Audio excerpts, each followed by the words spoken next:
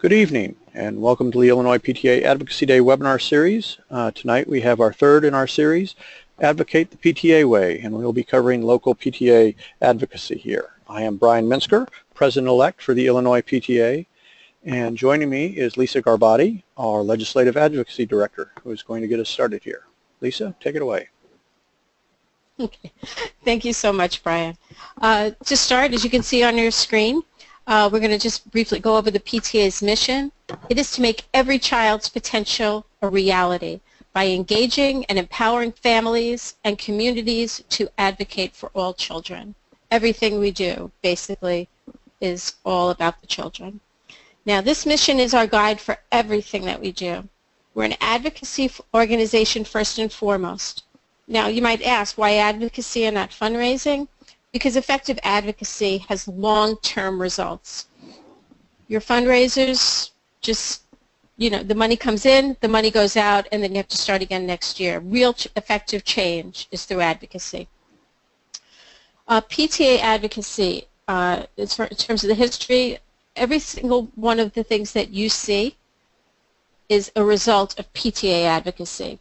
When the PTA started in 1897, founded by Alice McClellan Burney and Phoebe Apperson Hearst, it was because they saw children leaving school after the 5th grade or the 8th grade and going on to work into factories. They saw children put in adult prisons, and they believed that someone should be there to speak up for those children. Many of the things that we now take for granted in our society, including our education system, are actually the result of PTA advocacy. These include things like child labor laws, juvenile justice system, the public health system, kindergarten for all, childhood immunizations, and even the school lunch program. Even something as simple and as recent as the swing arms in front of school buses, that is actually the result of PTA advocacy, starting with a resolution by one PTA that was actually here in Illinois. Next screen, Brian. You may say, well, that's nice, that's great, but I'm not an advocate.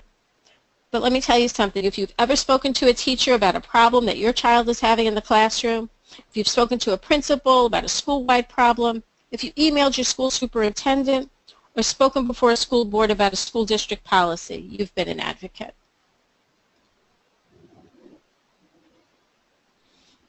So why be a PTA advocate? As a PTA member, you have a lot of value as an advocate. You know the needs of students, you know the needs of families, and you know them better than most people. The PTA name brings added credibility to issues, and it gives weight to what you say. It's right there in our tagline, every child, one voice.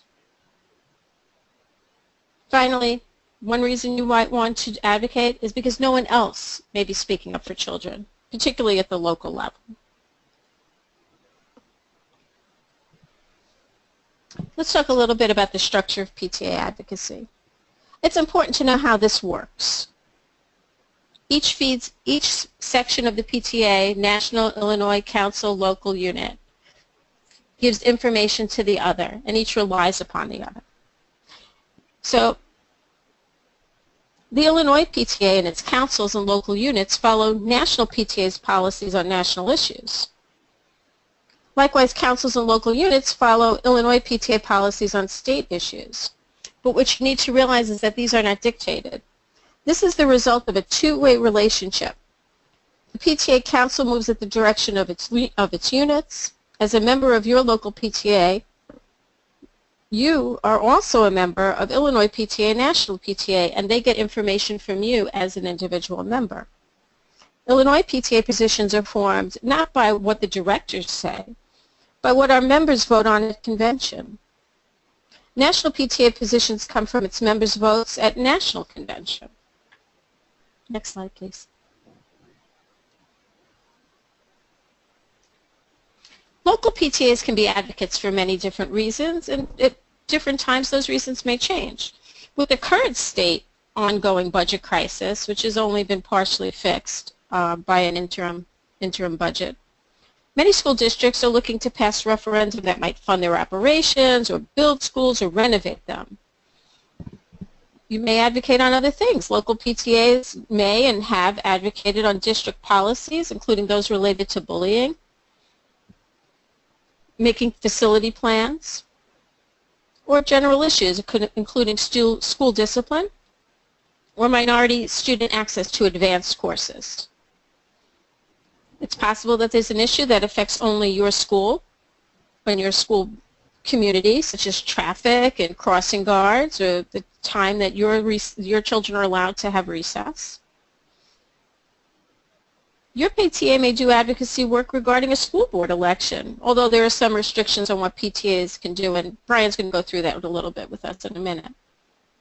One way in which many of you acted as advocates, and thank you, was by responding to our call to action on the state budget crisis and sending emails to your state officials and local newspapers. Over 2,000 emails were sent, and I think we have had an impact. Brian, would you like to talk about the specifics of advocating and identifying a local issue? Sure. We're going to talk about how you create and evaluate a position and then develop a strategic plan to implement and advocate on that issue. And the first step in advocating on a local issue is to identify and assess what needs and issues the children in your school may have and determine if Illinois PTA or the National PTA has a related position. National PTA has a lot of resources available for you on their positions, which you can find on their website at pta.org/advocacy. And those include their federal policy agenda, their resolutions and position statements, and letters that they have written to policymakers. National PTA also has many additional resources for you to use as an advocate, such as their Advocacy Toolkit, their new election guides that came out just this year that help PTAs guide them through what they can and can't do during an election, and the Every Child in Focus campaign that dedicates a month, 1 month a year, each separate month during the year, to issues concerning a specific group of students, such as Hispanic students, LGBTQ students, children with parents in the military, a dozen in all. And checking out those, you may find some other information on a specific population that you're looking to target in your advocacy efforts. Illinois PTA also has its legislative platform, its position statements, and its resolutions on its website at illinoispta.org/advocacy.html, and you do need the HTML on there if you do that.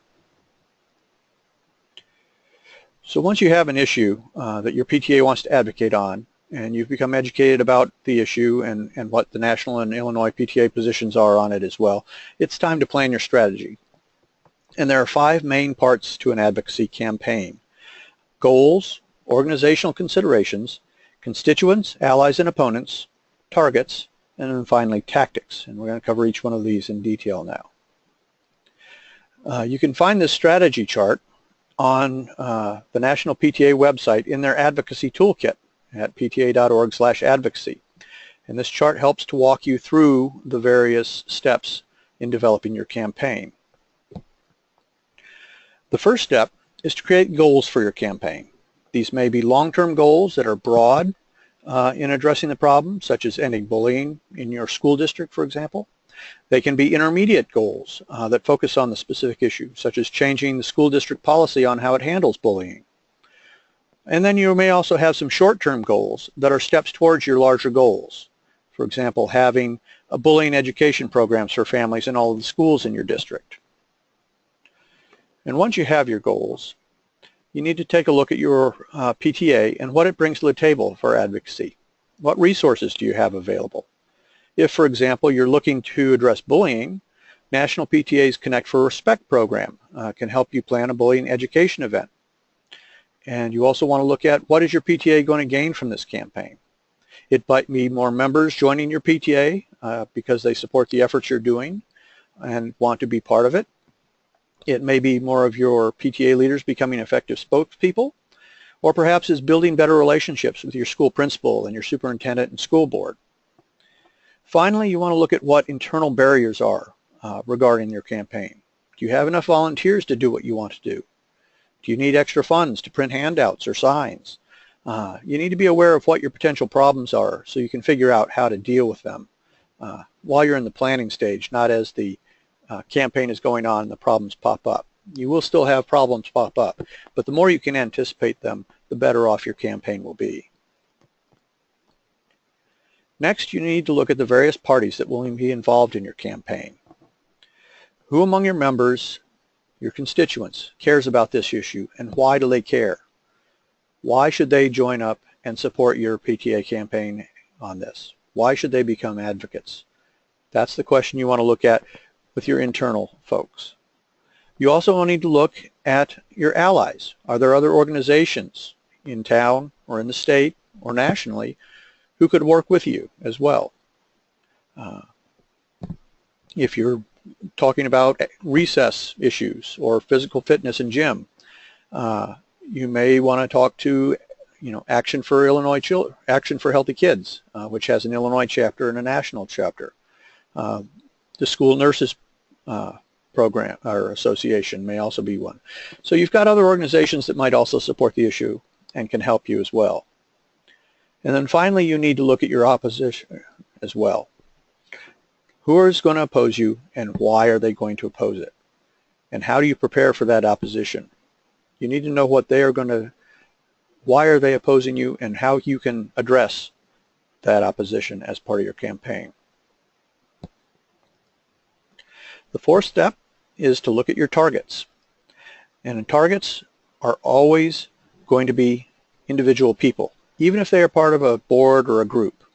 So if you are creating a change in school district policy, your target may be the school board in general, but you really want to pick out specific people on the school board to target, because how you address those who are your supporters there already versus how those who are indecisive about or don't have a decision yet on how they want to do it versus those who are opposed, how you approach each one of those targets is going to be different.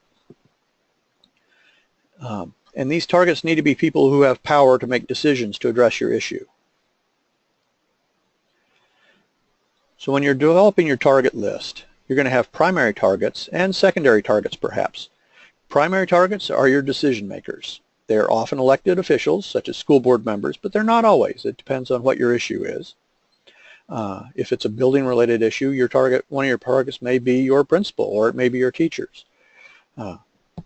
Secondary targets are those who can influence the direct primary target to act in your favor. For example, if your primary target is a school board member regarding instances of bullying in your school, some of your secondary targets could be your district superintendent, who has to deal with discipline issues along with the school board. The head of the teachers union may be able to get teachers to share how they may be struggling with implementing the existing bullying policy, or problems that they have in the classroom with dealing with bullying, and how this policy doesn't address certain aspects of that. It could be a school psychologist who deals with some of the bullied children. Or it could be a prominent community member who often speaks to the community or to the school board on a regular basis and thus has some influence with them as well. Next, you're going to look at your tactics. And when you're developing tactics, it's important to remember to plan out how your constituents and perhaps your allies will handle and work with each other and work on implementing these tactics with the targets. Your tactics want to be assigned to a specific individual or organization, because as we said, if you're addressing a school board, you may have some who are already supportive, some who are indecisive or haven't made a decision yet, and some who are in opposition, and your tactics are going to be different for each one of them. With those who support you, your tactics will be to make sure that they understand your position and can speak up for it as well. Whereas those who are indecisive, you're going to be trying to sway. And for those who are opposed, you're going to be trying to understand why they are opposed and addressing their concerns. You're also going to want to be creative in how you develop your tactics. Perhaps you could have students attend a school board meeting and stand silently with signs saying that they were bullied in school, or use a social media campaign to highlight incidents of bullying. Your tactics should also make sense to your members and be relevant to your campaign.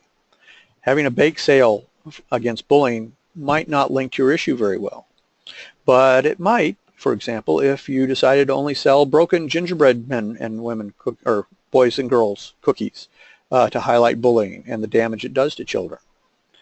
And finally, you want to keep in mind that these tactics are a demonstration of your PTA's power. And so you want to make sure that they carry that force through numbers or media exposure.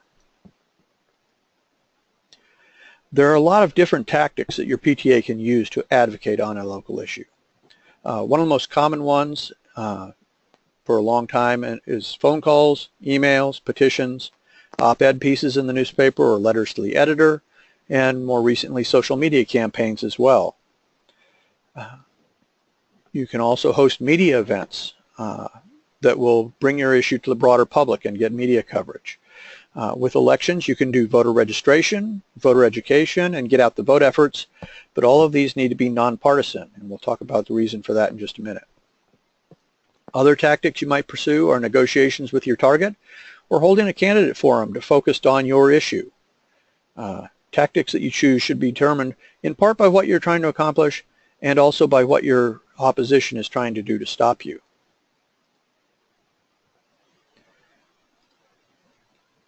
Finally, there are some important considerations that you need to be aware of because PTAs are independent 501c3 nonprofit organizations and are subject to the IRS rules and regulations that are applied to those 501c3 groups. First, we address issues, not people. That means we do not endorse candidates, but we can endorse referenda, legislation, and other issue-related items. Your activities also need to be nonpartisan. So if you hold a candidates forum, every candidate must be invited. Also, if you do a legislative scorecard, you need to do a scorecard for every legislator that you are covering in your district or that applies. Not just those who have a bad record with you or anything like that. And you need to make sure that it is clear that you are providing it just as an information, that it is not an endorsement or a non-endorsement of any candidate. And then finally, in terms of budget, the IRS requires that 501c3 organizations devote only an insignificant portion of their budget towards advocacy, which the IRS has defined as 5% of their total budget. So if you have an advocacy campaign and you are printing handouts or yard signs or other materials, the amount of money you can spend on those things are limited to 5% of your budget. And that brings us to the end of our formal presentation. Are there any questions?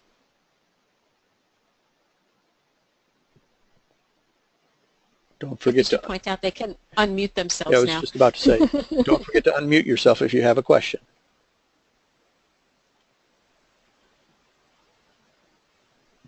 Hearing none. Lisa, you want to close us out here tonight? Sure. Well, thank you for joining us, obviously, and we hope you'll attend the Illinois PTA Advocacy Day in Springfield. That's coming up very shortly, Tuesday, November 15th, 2016. Brian and I will be there from 9:30 a.m. to 2 p.m. Our next webinar is 2 weeks from today, Thursday, November 10th, same time, 7:30 p.m. And we'll talk about what the hot topics are that we will be discussing with our legislators at Springfield. If you think of some questions later, you can see our emails are on the screen, and we hope to hear from you. Thank you for joining us, everyone, and good night.